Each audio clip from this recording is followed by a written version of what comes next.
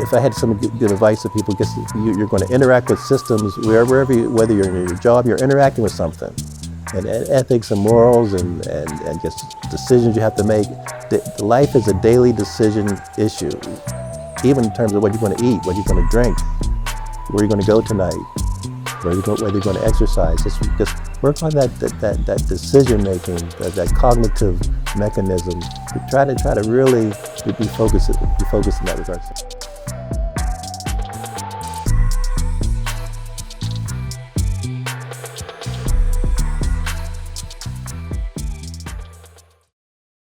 Welcome to another episode of the Hardwood Podcast. I'm your host or co-host, Dr. Thomas Rashard Easley, aka the Hip Hop Forester. This episode, we're very fortunate to be in person.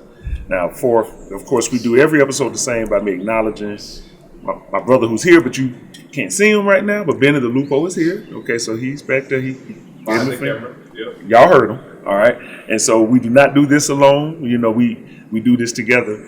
And today we're talking to, I always call him Mr. Tom Ficklin. You know, he'll say call me Tom, but I just still stick with Mr. Ficklin because, just the way that I was raised and brought up. And I really feel like our conversation has already really started, because that's really what I like to do this as, is more like a conversation. Then let me just ask you a question and ask you a question. But I just like to just kind of, like I said, continue with the conversation. We were just kind of talking about a little bit about religion and talking about Jews and their perception of Jesus and the interaction that you had yesterday. I had one in the grocery store yesterday. I was just walking down the aisle. I was looking for, I know what I was doing. I was looking for peanut butter. And this guy, this black guy stops me.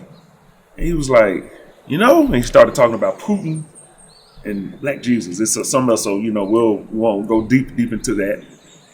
But he said that I looked like the image. I went, okay. And he was like, do you know what I'm saying to you? And then I said, well, actually, yes. I said, if we're talking about Kedar, I just started naming like other prophets. And he was like, I said, oh yeah, I said, I know exactly who I look like. I said, you talking to a guy who's been a Christian, an FOI member, a Sunni Orthodox Muslim, Hebrew Israelite. And then was like, oh, and then I was just like, I've traveled and I'm still traveling.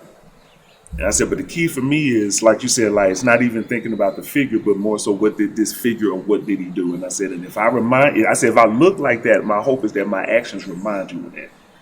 And the fact that we were talking was good for him. He was like, yeah, he said, because you didn't run away from me. You just stood here and kept talking. I said, well, I kind of feel like if a king's talking to me, and I can tell that he's older, I'm going to show the respect and see, where your head is at. But I'm also one too, so I know how to stand up, and represent in the space too. So I appreciate the compliment. I felt like what he gave me, but it still makes me, but it's humbling too, because I kind of feel like he called something out of me at the same time. Yes. I don't really say this in public that much, but I'm comfortable in saying it in public on your platform, that I'm convinced. And I choose to be convinced that we're at this stage, this existential stage in the evolution of the planet, where people are finding ways to commune, and are desperate to commune and to share. And as they commune and share with others, they're uncovering things about themselves.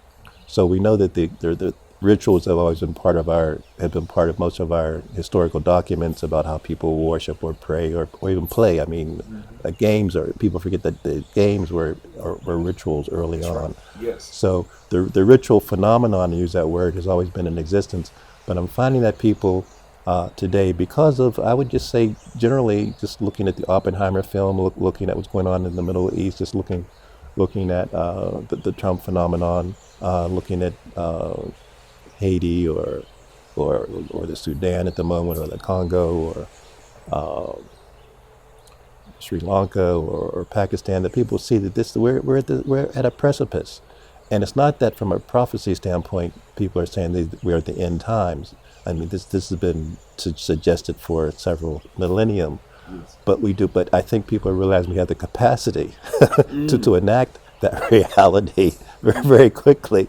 And it's the capacity that I think is really scaring people. So I wouldn't say that we're all scared or suffering from mental health issues, but I would say that all of us on the planet, even babies, even folks that are in the room in the womb, are sensing a sense of really of unease and dis-ease.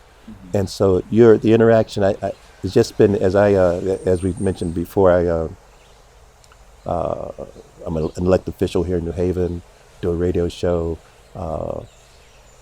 Every job I've had since coming to New Haven in 1971 has been a public job. I've always had the opportunity and paid for the opportunity to interact with people. But collecting people's stories, whatever job I've had, that's been kind of my job. But really, people have been really taking, I think, the deep dive and the impromptu dive, the synergistic dive, as their human cell migrates, interacts, traverses this planet. You said 71, so that would 53 years. I came here in 2018, and I think that what the city helped me to see, and the university too. That I was thankful to be here and still, but I think I saw here the quick pace of capitalism, somewhat of the quick pace in some ways of like desperation. I think somewhat of the quick pace of like thinking, for yourself, but then also the quick pace of thinking for other people. Because I would see, just as someone, maybe struggling, can I get this? I can also see somebody quickly give it. Oh, here you go. I can see, I can see the struggle, of people being hungry, and but I can also see the struggle of people being so cerebral that they're disconnected from the rest of their body. Yes. And then I've seen like the opposite side, people who could be struggling but embracing it because they're fully aware of where they are, and they basically kind of appreciate it. They can appreciate the struggle. So then I like talking to anyone, but those individuals in particular, I really appreciate talking to, and even talking to about what's going on in the world, because many times they have this perception that has some kind of a calm, similar to what I'm saying here, but they can address the unease and dizzy. I really appreciate you saying that, saying unease and disease. And they can either acknowledge it in themselves and in other people, but then they can see, like you said, the capacity, the capability, but then they can also see the possibility. Yeah, and before we went on air, you mentioned that you've had the chance to really cover much of the North American continent, including Alaska and Hawaii. I have not really traveled that much, but I've had communication with people throughout the world, throughout North America. So I can't really say if New Haven area is more this than others, although people often ask me that come from outside. But so I don't have that frame of reference, but I do. But in terms of the interaction with the greater society, I went to a school called Choate. It's now Choate Rosemary Hall. Yes. And there are about 10. Most people consider it to be one of the top 10 elite schools and perhaps preparatory schools in America. But I'm the oldest black graduate as we speak, and I don't say that from a proud standpoint, but I like to say that just to remind myself of what is one's destiny, what is one's purpose, what is one's agency, what is one reason for being around. I was a second, third, but two guys passed away recently that graduated before I did. But the point is, the way that happened was there's this program called the A Better Chance. So there's a program that was established in 1963, 64 to recruit black students to go to these prep schools, because the headmasters at that time really knew they were on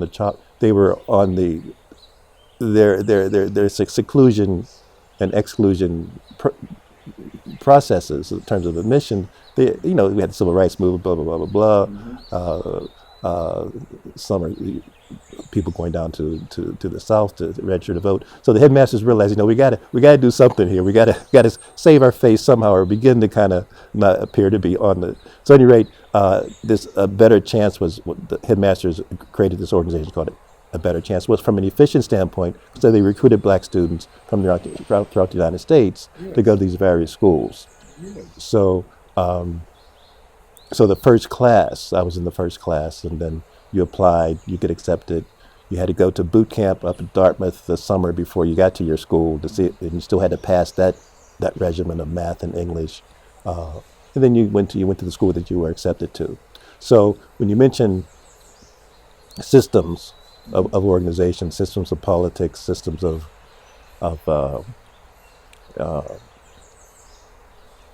economic benefit distribution, I think I was early on inserted into that environment. That's just it's just something that I think about. I'm doing that because my father was in that. It was in the same thing. He got recruited from Nashville to go to Maumee in Ohio, and he integrated, there and had to go through a similar process. And my dad is he's a brilliant person. He wouldn't say that about himself. He just wouldn't, but he really is, to be able to go there and then continue on to school in Massachusetts from Tennessee though. And still trying to find himself and figure things out. And I feel like what I see when people who've been through that experience, so to know that about you, that there's a type of awareness I think that I see that folks have. Maybe they can't put their finger on it, but like listening to you makes me. And now I'm thinking about my dad. And he has his awareness of kind of like where he is in society, but he also has this awareness of this. I'm gonna use the word again, uncertainty. And he's somewhat comfortable with it, because his whole life he was moved around, if you will. Tough, and again, it don't want to generalize generally, but when I've talked to ABC folks, even recently, that adolescent stage, 14 to 17, 14 to 18, so much is going on just generally in your growth, wherever you are on the planet. But to get to the point, unfortunately, many of the folks that I've talked with either have identified their trauma or have not identified it. But whether you get it there at a high school age or whether you get it when you go to college, you're going to get it at some point. But I think sometimes that early exposure. But for me, we can move on to some other topics. For me, it was even when I think about my family situation at that point in Pittsburgh. Not to disparage my parents, but it was probably good for me to leave the household at that point. It was probably advantageous for me to leave the household at that point. So, but yeah. Okay, all right.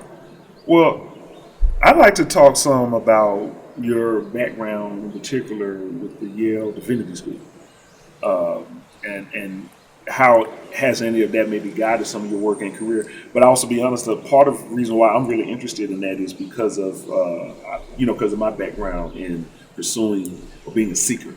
Indeed. And so I'm curious. Indeed. I did not go for the occupational reason. And if you ask me, Tom, do you remember when I went to Bucknell University undergrad? Tom, do you remember in your senior year why you even noticed the application or why you filled out the application?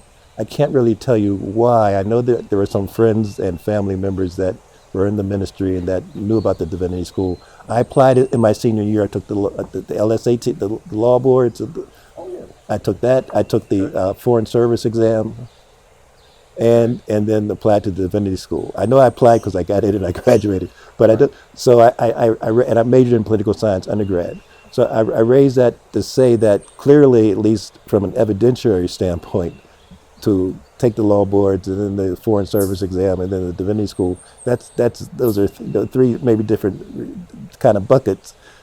You could say I didn't know what I wanted to do, and that's probably true, and certainly is probably true maybe even today. So. I did go, but I can look back. I'll be 75 in July. I can look back and say that there's no question in my mind that the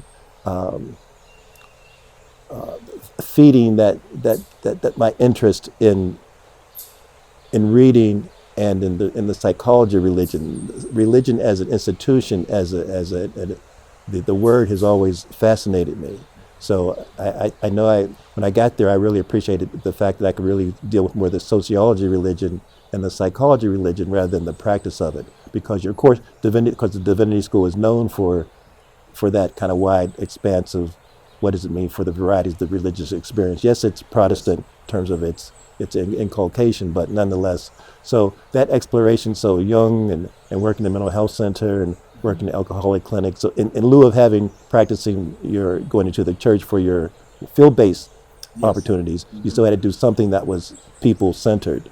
And so I worked in the mental health center, alcoholic clinic, prison ministry, et cetera. But from an academic standpoint, my introduction to psychology and Freud and Jung and Buddhism, and I can recall going to a retreat, a Buddhist retreat with my first wife during that period.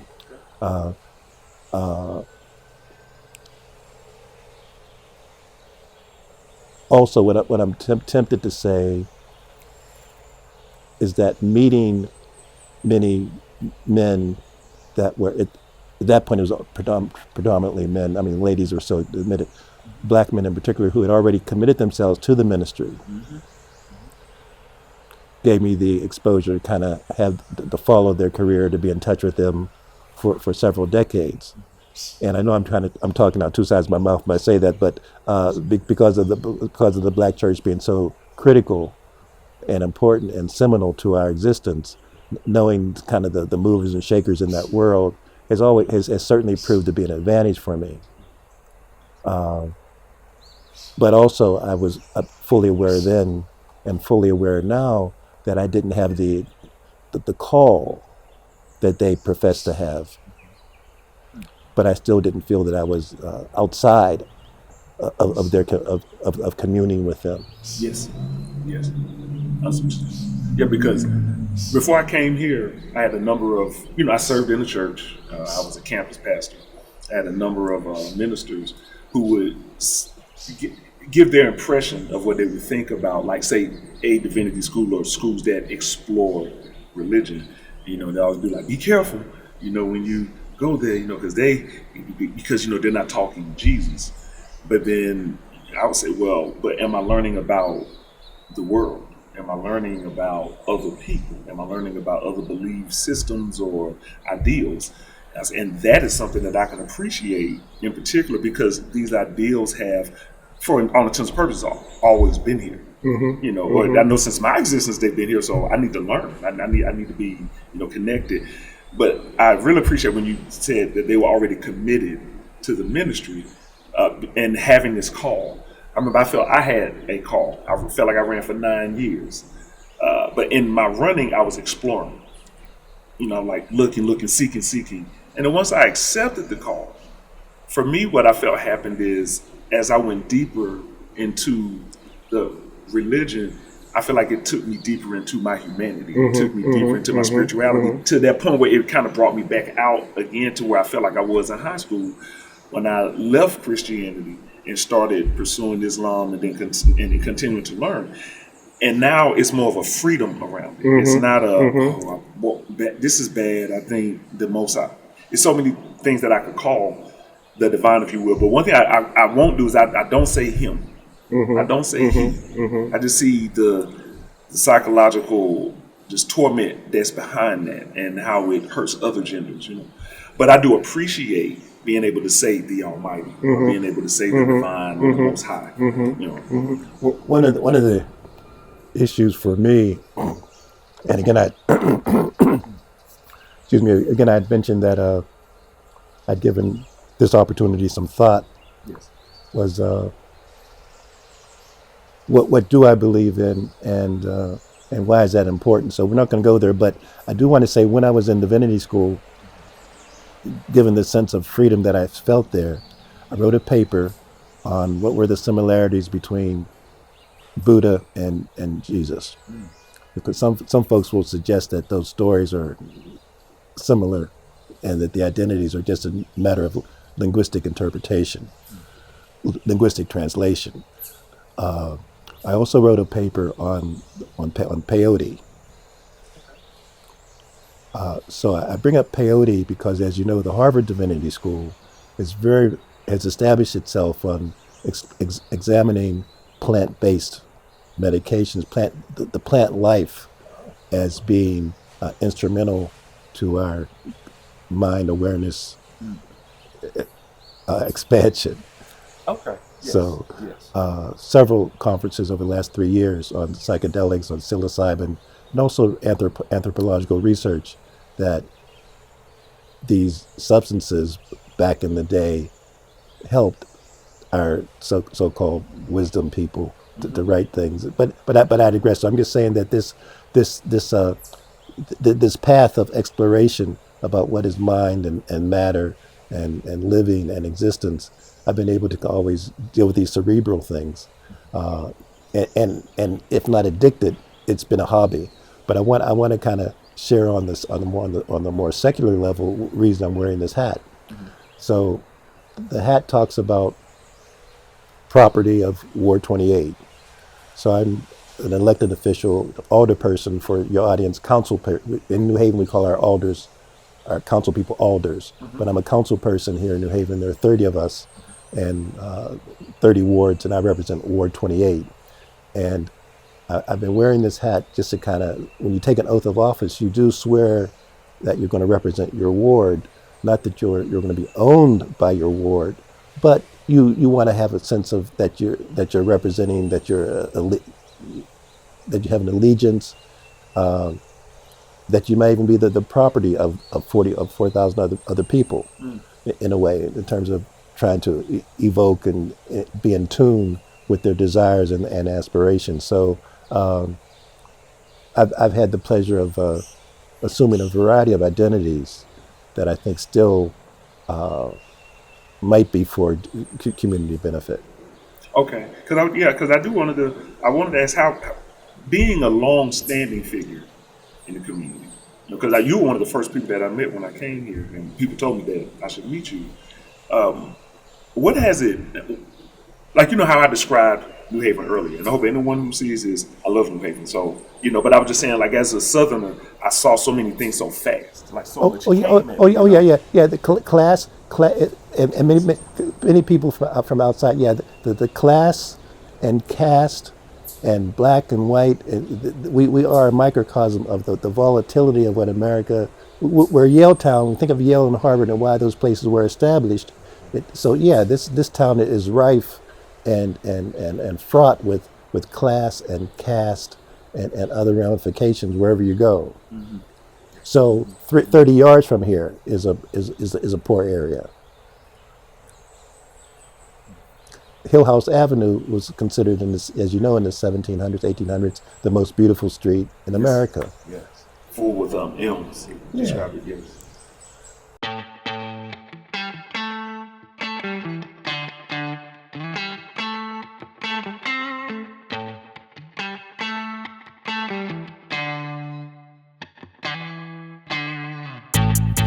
Thank you for listening to the Heartwood Podcast.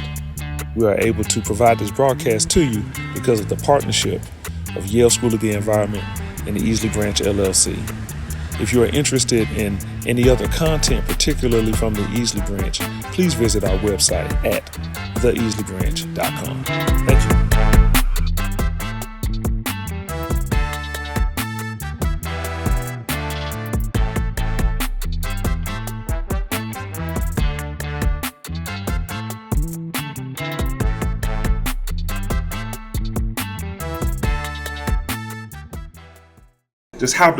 Not just how do you feel, but what do you think?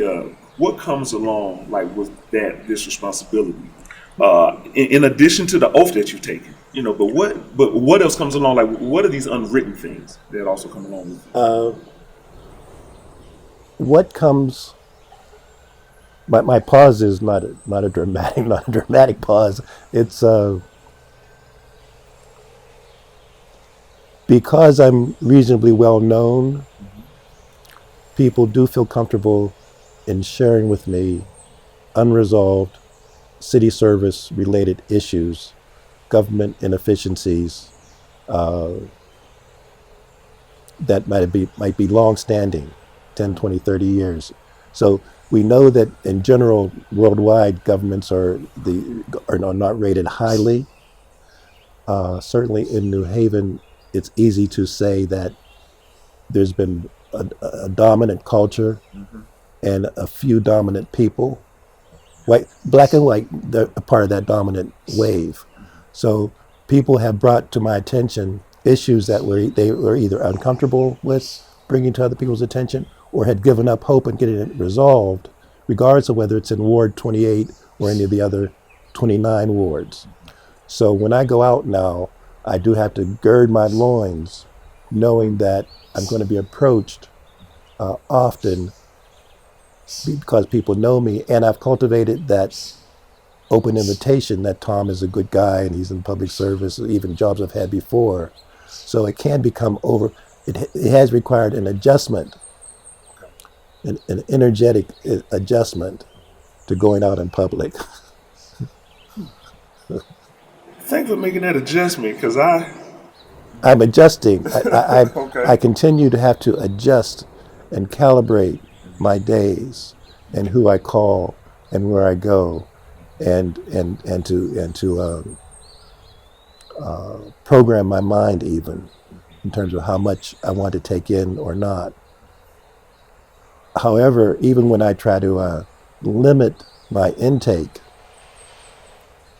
people will bring things to my attention. And here's the good, so that's the challenging side. The good side is after being here for a while and knowing a lot of the players even before I became an alder, so knowing many of the elected officials in the old Tom life, I've been able to kind of turn that around a little bit and make it easier on myself to call them immediately, to email them immediately, to call their secretary immediately. And I've been able, in the last 6 months, I've had to give myself rating on my constituent service, if you will, ability. It's high because of my being in the vineyard for so long, and now perceived to be in the big house. So that's somewhat of I've adopted that. I've begun to embrace more fully my reason at the moment for becoming an alder. I became an alder person. You might want to know how did I run for office. Friends have said that this was if not a divine intervention, people have categorized it as and not equivalent to the Red Sea parting. I mean, not that dramatic, but a person resigned. I threw my hat in the ring. I hadn't thought of it. People have approached me for major in political science in Bucknell.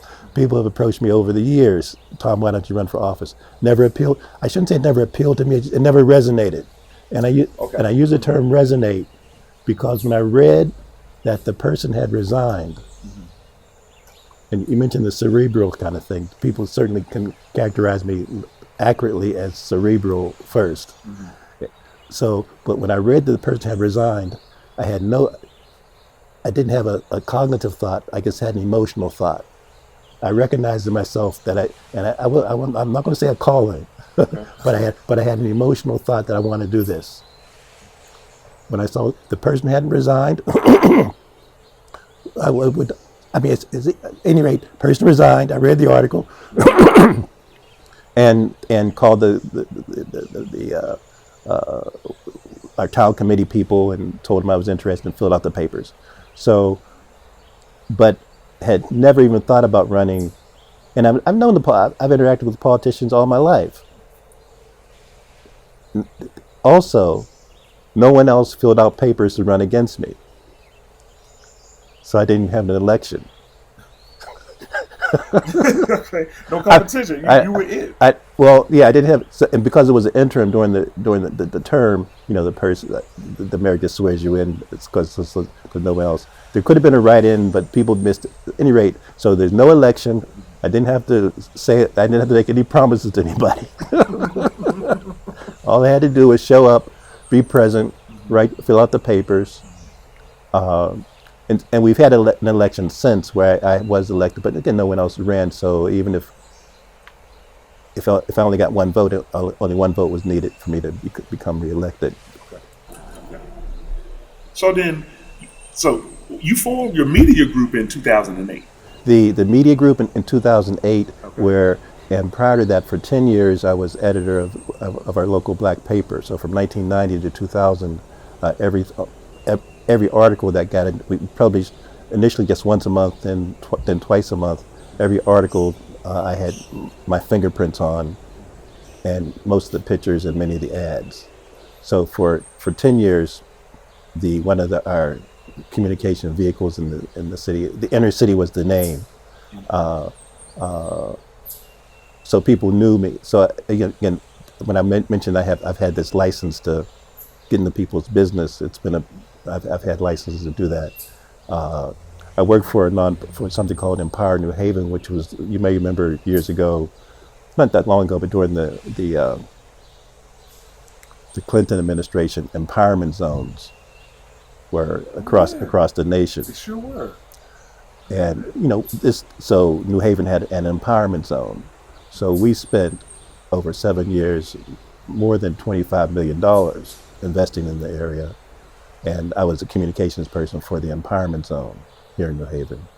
Again, another opportunity to know nonprofits, know people.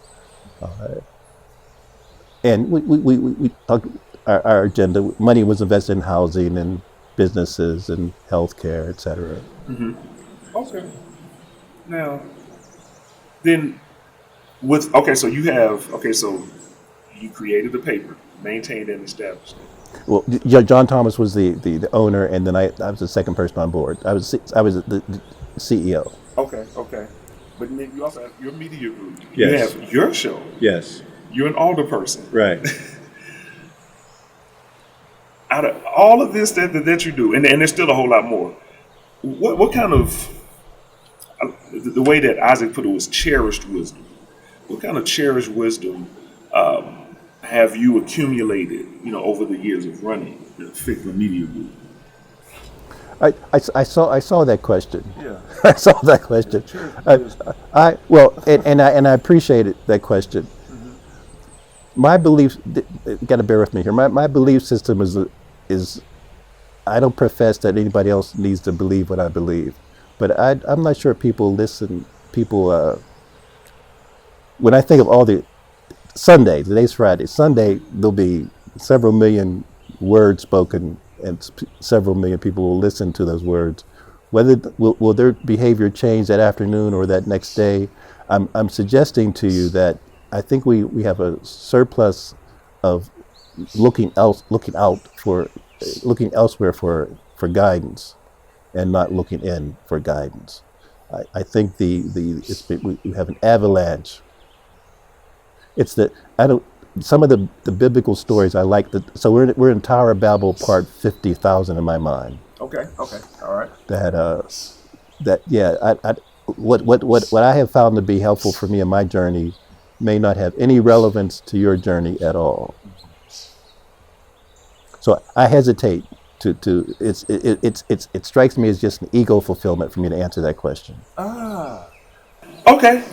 I can appreciate that. Because when I think perhaps if the question was turned to me, I would probably kind of think about it in that ways. Because I want to say it this way. Maybe 3 years from now, I'll say it differently. Well, and I didn't mean to interrupt. Some of you may have heard. I want to reference a lady that I do think answers that question very well. Okay. Some people may know that Netflix has a documentary on Shirley Chisholm. Mm-hmm. I urge everybody to look at that documentary. Okay, I haven't seen it yet. So on Netflix, I've watched it 2 weeks ago. I have since bought 5 books about Shirley, and have watched. If you go to YouTube, there's a ton of her videos of her that are even better than the documentary. Regina King does an excellent job, but hearing from Shirley's voice, no one can do it better than Shirley, in my opinion. Mm-hmm. So she's impacted me a lot tremendously. And I reference her because when she's asked that question, what do you say to young people now, blah, blah, blah, blah. When she speaks about what she says, I can really appreciate and imbibe her wisdom jewels. Okay. Okay. All In my mind, I haven't had those struggles that she can reflect on. And I reference Shirley. I really recommend people kind of either go to YouTube for free. You can see various interviews. Mm-hmm. People know she ran for campaign, Unbought, Unbossed, but before and after, because everything she says that in the documentary and in YouTube are beyond relevant today, are still relevant and cogent and controversial somewhat today. I might watch it tonight. But to hear her say it and her gumption, I'll give you as an aside, as a trivia thing. She became the first congressperson, which, by the way, that district in Brooklyn was gerrymandered. It was reconfigured because prior to that congressional district being designated, people in Bedford-Stuyvesant were in 4 different other areas. Okay. So her congressional district was, people use the term gerrymandered, reconfigured. So the congressional district she represented that was the first of that congressional district. Prior to that, if you lived in Bedford-Stuyvesant, you were in 4 different congressional districts. Okay. My point is, she runs against the Democratic candidate she beats in the primary. In the general election, she runs against whom? You may not know who this is. James Farmer from CORE. At that point, you did not have to live in the congressional district. You had to be a resident of the state of New York. James Farmer runs against her for that race. I'll throw another one at you. Who ran against, when John Lewis ran, who ran against him in the Democratic primary? Julian Bond. So I'm suggesting to people, if you consider that if you look to research the Julian and John race, yes, and then research the James Farmer and Shirley race, to kind of indicate how this it's just history and destiny and who wins. There's some people say there's a continual mysterious alignment of manifestations. But in my mind, if Julian had beat John, easily he would have become president, in my mind, way before Barack. He had the Jimmy Carter thing kicking in. But Farmer, with his core national reputation, and Shirley's just an unknown school teacher. But the reason she was able to beat him, because she pounded the pavement, met with everybody, was able to bring in the women who saw the power of the women's vote, kind of thing. But I digress. So there are people that I listen to. I come back to your question, that inspire me in terms of their wisdom trail. Yes. And Shirley talks about her Chisholm trail, which people forget in terms of you've probably been near or on the Chisholm trail, in the West. There's a trail. There's the pioneers, the Western pioneers, like I-95, kind of the Chisholm Trail was a highway in the Midwest. Okay. In the frontier days. Oh, yeah, no, you teach me. But so there are people I listen to for inspiration. So I would say, try to find someone, search for where your inspiration comes. External motivation is certainly important. It's not I don't see myself to be in that area. No, I received that. Because I was going to say, like, when I look at myself, I don't think about myself, like, now I would say as important. And I don't mean to put, just like I'm a small piece. Maybe 30 years from now, if I'm still here, I'll have another way of saying it. And then if someone were to ask me, because I actually align with that, I look at what I do, and much of what I'm doing, I'm trying to be internally, focused. Some say the word says, don't lean to your own understanding. But I don't think that it means don't listen to yourself. I don't think it means, like not. I think in one way I would say just only lean to. But I think that many times in life I realized that when I didn't listen to what was going on inside, that's when I went somewhere that I shouldn't have gone. When I listened to what was going on inside and listened and then did something with it, realizing that that's for me. It may not be for someone. It's just for me. Things went in a much smoother or much the situation. Indeed. And so I would answer, I am comfortable in answering the question saying that regardless of how you cultivate your own discernment, that cultivation is that some people would say discipline, but thinking about how are you cultivating your own discernment? How do you cultivate what kind of gets you up in the morning? How do you embrace your downsides? I won't say your devil, but how do you embrace it? So cultivating your own discernment. Same thing you mentioned. Just self motivation is important. And and I'm not saying the coaches aren't important. And we hear about we talked about the Final Four and how much the two UConn coaches are making salary wise or making more than the president. And so that's another issue. But yeah, cultivating your own discernment. And it starts early. It's early and ongoing, in my mind. But I think we see it with yoga and people being concerned about their food and social activism. So I think people are understanding how they exercise their inner guide. I think people are grasping that there's an importance to that. Okay. Let me just see if Mr. Ficklin. Here's what's weird. We actually went through all the questions in the conversation. Well, so I'm proud of that. We actually went through everything. So I guess the one thing I just have left is we've talked about the community, we've talked about you, we've talked about your journey, we've talked about your work, your achievements. Is there anything else that just in the same sphere of that, and you just say, didn't ask me about that, Thomas, but let me just say this before we close out. I will say, you hear so often people say, I thank my mother and my father and my grandfather, and Shirley Chisholm really talks about how her grandmother was so instrumental on her life. Her parents in Brooklyn sent her back to Barbados for her early years to live. I don't have a firm. My father passed away when I was 17, and my mother when I was 35. I was born in 1949. Father passed away in 66. I don't have a lot of memories of my parents. However, this thing called newspaper.com, you can, it's like $100 a year for subscription, but you can, newspaper.com, you can put in a person's name and find out if they're in the news going back for a number of years. So I was able to find articles about my father.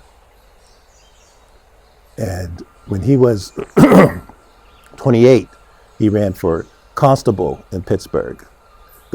I'm from Pittsburgh. Pittsburgh Courier is one of the most well-known black newspapers. So he ran for a political office when he was 28. And the article talked about his ward committee and young activists in the area. And he has a good chance to win because he has good vibes. I mean, they use other words. I was totally unaware of this until like 4 or 5 years ago. And then I found out that he wrote articles for the Courier in after high school. But I knew none of this while he was alive, and none of this until only a few years ago. But sometimes there could be some cogency, some reason that people talk about. Look at your ancestral tree, for better or for worse. He also ran numbers, but again during that era, that was a major. We take so for granted the lotto system now, not knowing that the numbers were an economic vehicle for us for so long, until the system decided to take it over. My uncle also ran numbers. I found out in the article. But the point I'm trying to make is that my father's on the witness stand. One of his guys has been arrested, and so he's on the witness stand, and he says he doesn't doesn't recall that person.